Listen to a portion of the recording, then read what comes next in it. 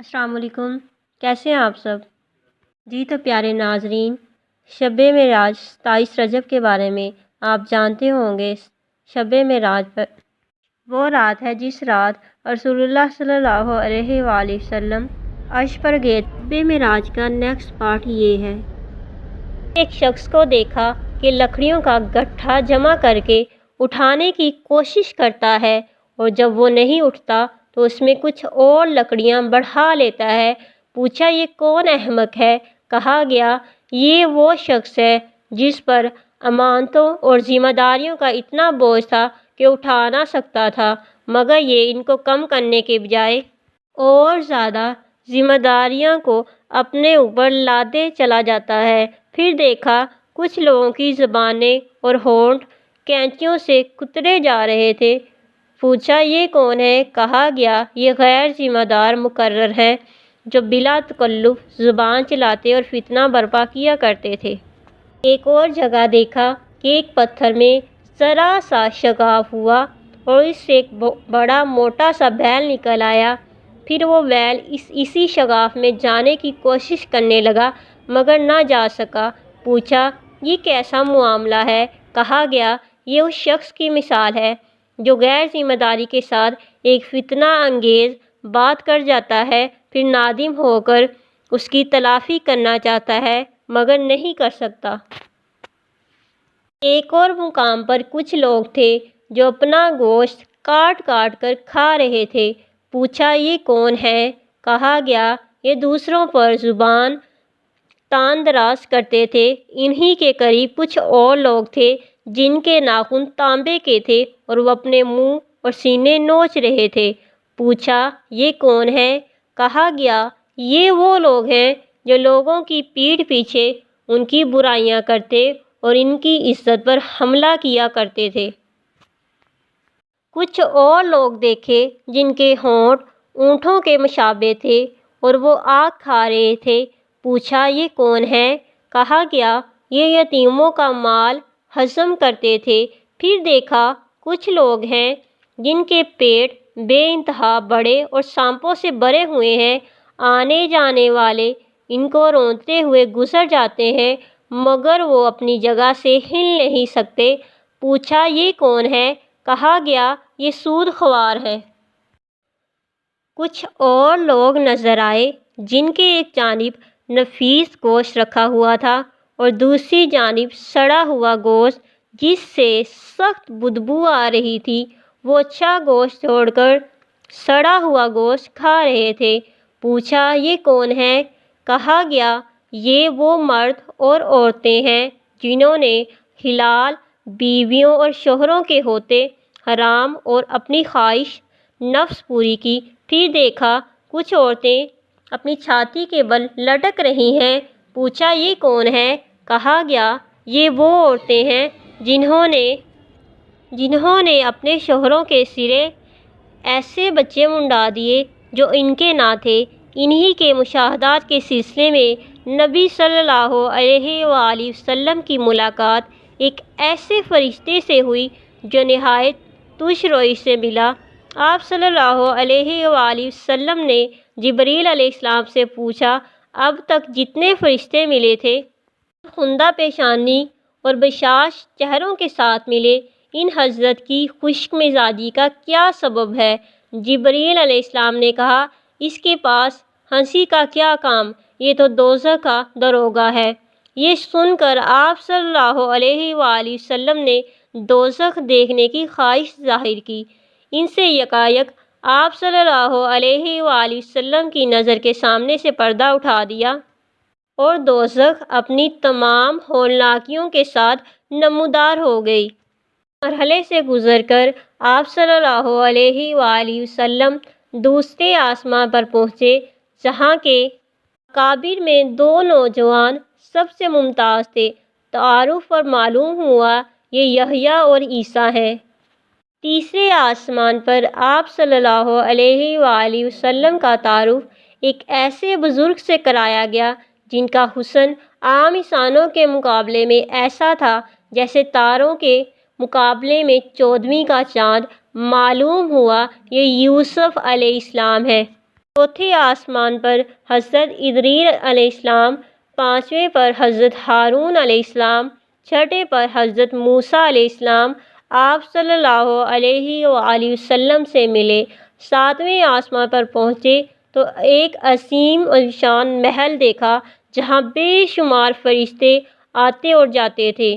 اس کے پاس آپ صلی اللہ علیہ وآلہ وسلم کی ملاقات ایک ایسے بزرگ سے ہوئی جو خود آپ صلی اللہ علیہ وآلہ وسلم سے بہت مشابہ تھے۔ تعارف پر معلوم ہوا حضرت ابراہیم علیہ السلام ہے۔ پھر مزید ارتقا شروع ہوا، یہاں تک کہ آپ صلی اللہ علیہ وآلہ وسلم سدرۃ المنتہا پر پہنچ گئے، جو پیش گاہ رب العزت اور عالم خلق کے درمیان حد فاصل کی حیثیت رکھتا ہے۔ نیچے سے جانے والے یہاں رک جاتے ہیں اور اوپر سے احکام اور قوانین براہ راست یہاں آتے ہیں۔ اسی مقام کے قریب آپ صلی اللہ علیہ وآلہ وسلم کو جنت کا مشاہدہ کروایا گیا۔ آپ صلی اللہ علیہ وآلہ وسلم نے دیکھا کہ اللہ نے اپنے صالحہ بندوں کے لیے وہ کچھ مہیا کر رکھا ہے جو کسی آنکھ نے دیکھا، نہ کسی کان نے سنا اور نہ کسی ذہن میں اس کا تصور تک گزر سکا۔ سدرۃ المنتہا پر جبریل علیہ السلام ٹھہر گئے اور آپ صلی اللہ علیہ وآلہ وسلم تنہا آگے بڑھے۔ ایک بلند ہموار سطح پر پہنچے تو بارگاہ جلال سامنے تھی۔ ہم کلامی کا شرف بخشا گیا۔ جو باتیں ارشاد ہوئی ان میں سے چند یہ ہیں۔ ہر روز 50 نمازیں فرض کی گئی۔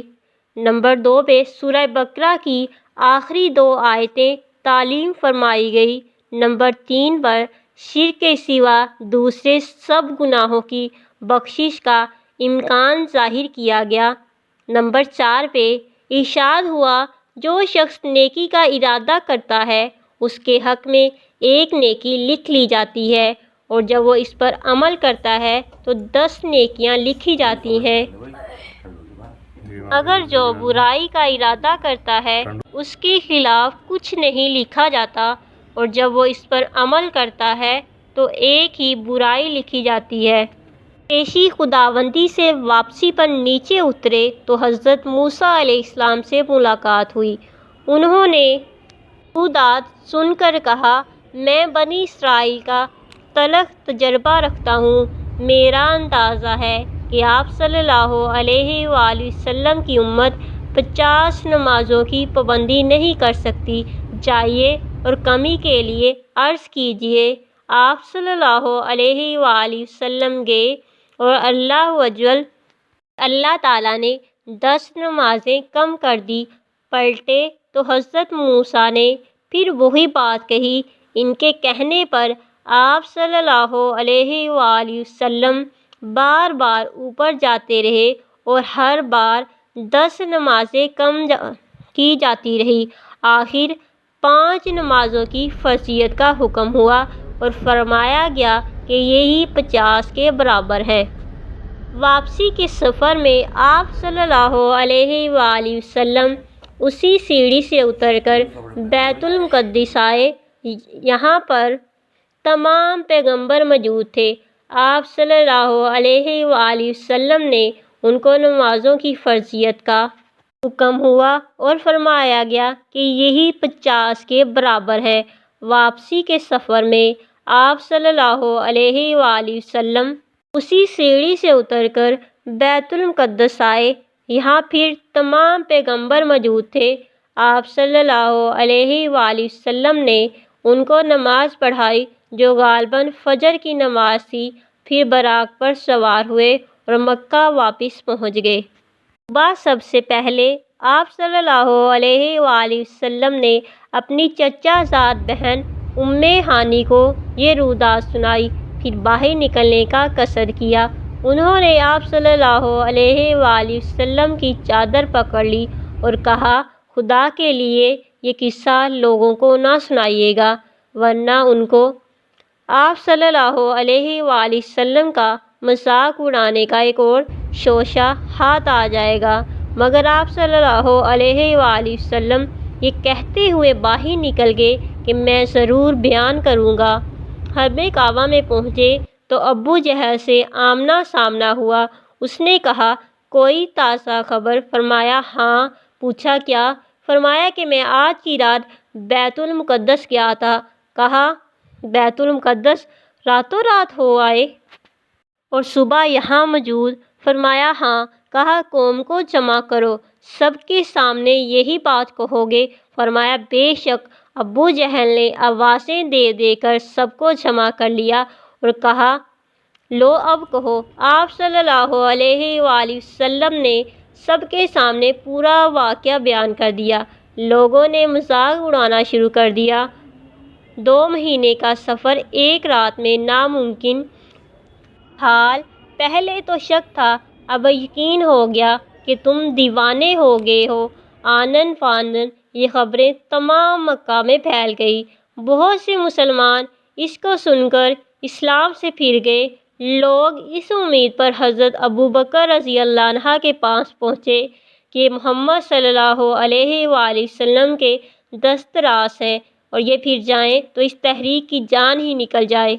انہوں نے یہ واقعہ سن کر کہا اگر واقعی محمد صلی اللہ علیہ وآلہ وسلم نے یہ واقعہ بیان کیا ہے تو ضرور سچ ہوگا، اس میں تعجب کی کیا بات ہے؟ میں تو روز سنتا ہوں کہ ان کے پاس آسمان سے پیغام آتے ہیں اور اس کی تصدیق کرتا ہوں۔ پھر حضرت ابوبکر رضی اللہ عنہ حرم کعبہ میں آئے۔ رسول اللہ صلی اللہ علیہ وآلہ وسلم موجود تھے اور ہنسی اڑانے والا مجمع بھی۔ پوچھا کیا واقعی آپ صلی اللہ علیہ وآلہ وسلم نے ایسا فرمایا ہے؟ جواب دیا ہاں۔ کہا بیت المقدس میرا دیکھا ہوا ہے، آپ وہاں کا نقشہ بیان کریں۔ آپ نے فوراً نقشہ بیان کرنا شروع کر دیا اور ایک ایک چیز اس طرح بیان کی گویا بیت المقدس سامنے موجود ہے۔ دیکھ دیکھ کر اس کی حقیقت بتا رہے ہیں۔ حضرت ابوبکر رضی اللہ عنہ کی اس تدبیر سے جھٹلانے والوں کو ایک شدید ضرب لگی۔ وہاں بکثرت ایسے آدمی موجود تھے جو تجارت کے سلسلے میں بیت المقدس جاتے رہتے تھے۔ وہ سب میں قائل ہو گئے کہ نقشہ بالکل صحیح ہے۔ اب لوگ آپ صلی اللہ علیہ وآلہ وسلم کے بیان کی صحت کا مزید ثبوت مانگنے لگے۔ فرمایا جاتے ہوئے میں فلاں مقام پر فلاں قافلے سے گزرا جس کے ساتھ یہ سامان تھا۔ قافلے والوں کے اونٹ براق سے بڑھ کے ایک اونٹ فلاں وادی کی طرف بھاگ نکلا۔ میں نے قافلے والوں کو اس کا پتہ دیا۔ واپسی میں فلاں وادی میں فلاں قبیلے کا قافلہ مجھے ملا۔ سب لوگ سو رہے تھے۔ میں نے ان کے برتن سے پانی پیا اور اس بات کی علامت چھوڑ دی کہ اس سے پانی پیا گیا ہے۔ ایسے ہی کچھ اور اتے پتے آپ صلی اللہ علیہ وآلہ وسلم نے دیے اور بعد میں آنے والے قافلوں نے ان کی تصدیق ہو گئی۔ اس طرح زبانیں بند ہو گئیں مگر دل یہی سوچتے رہے کہ یہ کیسے ہو سکتا ہے۔ آج بھی بہت سے لوگ سوچ رہے ہیں کہ یہ کیسے ہوا۔ جی تو پیارے ناظرین، رسول اللہ صلی اللہ علیہ وآلہ وسلم 27 رجب شب معراج اللہ پاک سے ملاقات کے لیے گئے تھے۔ اس بات میں کسی قسم کا کوئی شک و شبہ نہیں ہے۔ اہل ایمان اس بات پر ایمان لاتے ہیں۔ رسول اللہ صلی اللہ علیہ وآلہ وسلم نے جو بات بھی کی ہے وہ سچ اور حقیقت ہے۔ آپ لوگوں سے نہایت ادب سے گزارش ہے کہ پلیز ویڈیو کو پورا دیکھا کریں، میرے چینل کو وزٹ کریں، سبسکرائب کریں، لائک اور شیئر بھی کریں۔ اللہ پاک آپ پر اپنا بہت کرم فرمائے، آمین۔ بہت شکریہ۔ نیک تمناؤں کے ساتھ فی امان اللہ۔